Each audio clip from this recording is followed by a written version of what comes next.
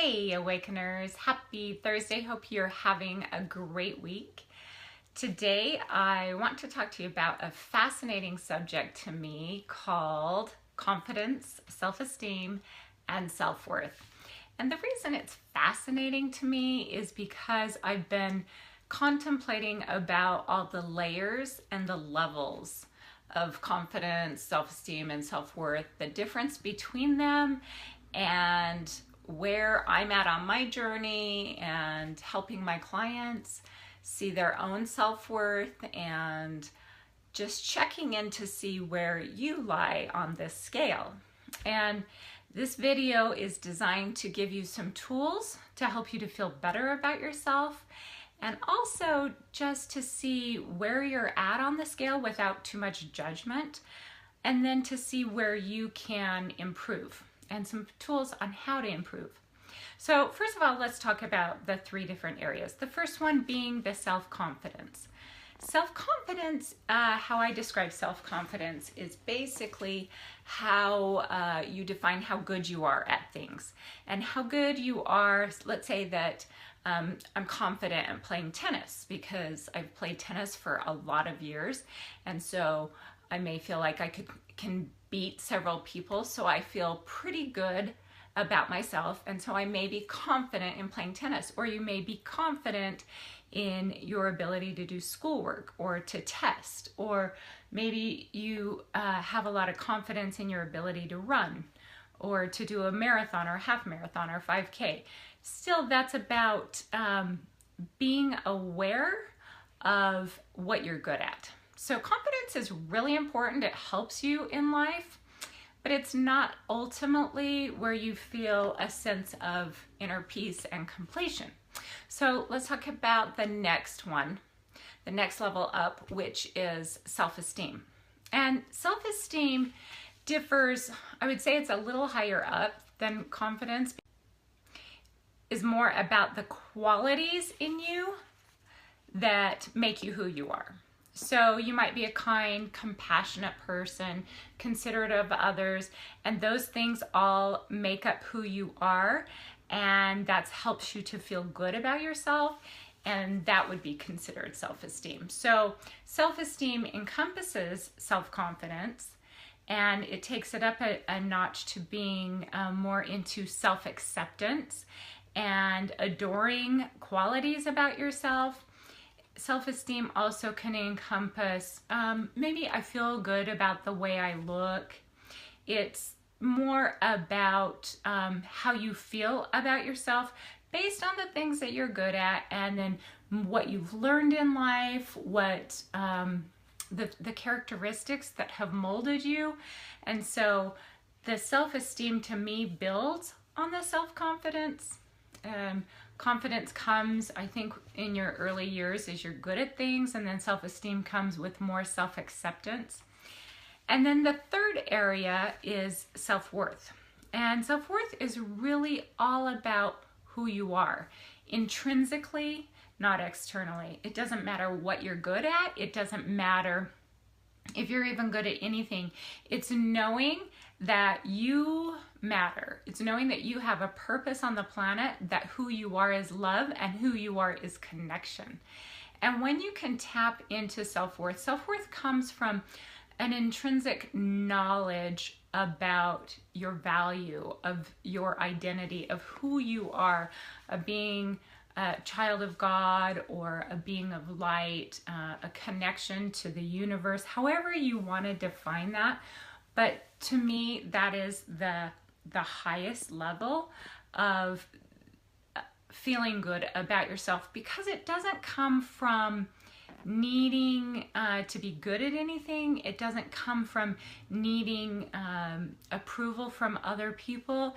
It really comes from that feeling within your heart, that knowing that who you are is loved unconditionally, based on something far greater than what you can comprehend in this moment, or far greater than what you can comprehend in this finite body, in this finite mind.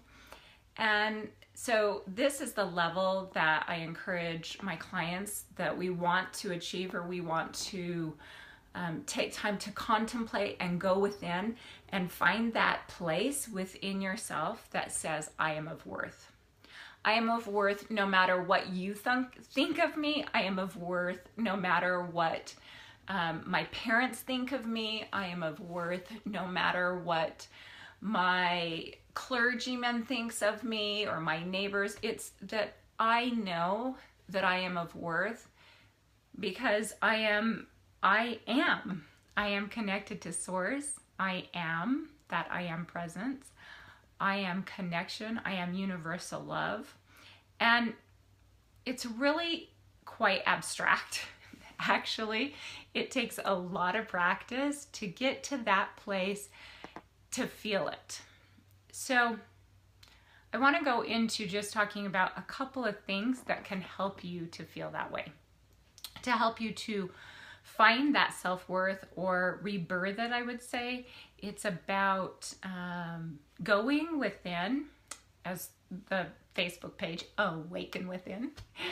I got that term because of my own awakening when I lost my identity, when I lost custody of my children, and I was divorced and then in a new marriage and was really struggling with who am I? When I lost custody of my children, I had to file bankruptcy that year.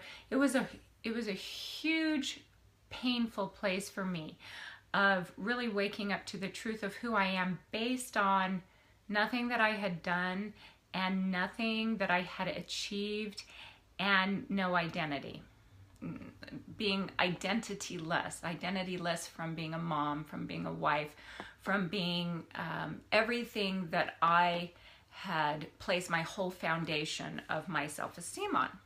So losing that identity was actually one of the greatest gifts I ever received. As many of you know, when you go through the doors of hell or the depths of hell, in that moment, that your true awakening can happen if you allow yourself to go there. So learning how to access that place within you that says who I am is love, regardless of being a mom, regardless of being a provider, regardless of my career, regardless of any of my accomplishments. And it's truly, really, when you can get to that place, that's where self-worth is rebirthed within you. Now, we all have the love. It's already there. We came to the planet with it. But accessing that love can be really, really challenging. So a couple of things to help you get there. First of all, I don't want to discount confidence and I don't want to discount self-esteem because they're very important and they help build on one another. So first of all, I recommend making a win list of all the things that you've accomplished. Let's start there at the levels of confidence. Make a list of all the things that you have been good at and focus on feeling that accomplishment. Now, I understand this really can stroke your ego, but this is about helping to build that confidence. If you're feeling low, looking at the things that you've learned to be good at while you've been playing here on the planet. Okay, so if you want to build more confidence and feel good about yourself in crowds or whatever, this is a great technique, your win list. Focus on your win list, build it every day, write down the things that you are good at. And then add to that list the things that make you unique, the things about you. Some of your spiritual gifts even could go on there.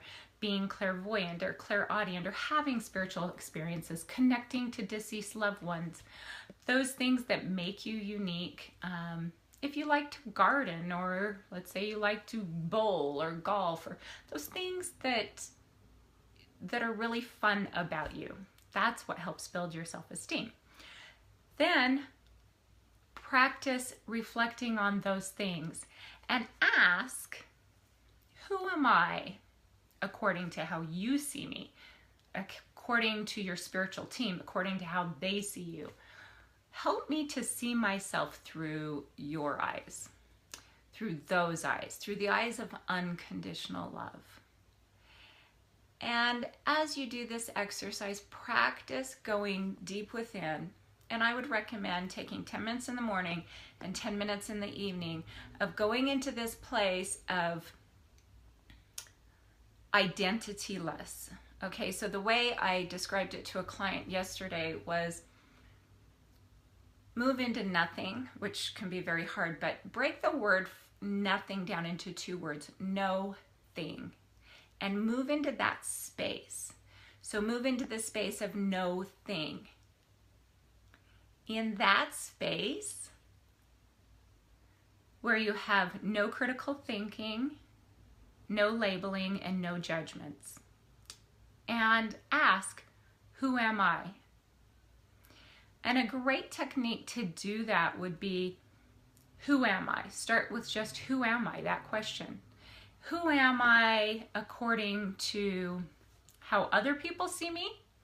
Okay, so other people might see me as being a healer, a teacher, a speaker, a mom, a wife, all of those things. Now take off all those labels and now ask, who am I without those labels? And keep peeling back. Who am I without any label? And go into that space of nothing or no thing by keep peeling the label of who you think you are. As you do this, you allow spirit to come in and tell you who you are through a feeling, through a knowing. And it takes practice to get there, because the judge that sits on your shoulder, I call it drunk monkey, whomever, is there telling you all the things that you think you need to be, but keep shedding those labels, keep shedding those beliefs off, and move into that no thing space. And do this practice twice a day. I recommend 10 minutes twice a day. Even if you can just do 5 minutes twice a day. Who am I without the labels? Who am I without the win list? Who am I? As you keep asking this question, who am I? The gift that you receive in that becomes your self-worth. And when you can get a glimmer of who you are from that perspective, from those eyes, it puts you on your knees in great humility. And you know that you are no better than the person out there, but that you are of infinite worth. And that worth cannot be given to you by anything or anyone. It is something that is inside of you that is reignited when you take the time to ask and go within and feel that space. So it's my wish and desire that everyone can have moments or glimmers of that space within you. And as you do so, feel the love within you and share that love with others. I honor you on your journey. If you need help with this, message me. I'd be happy to help you.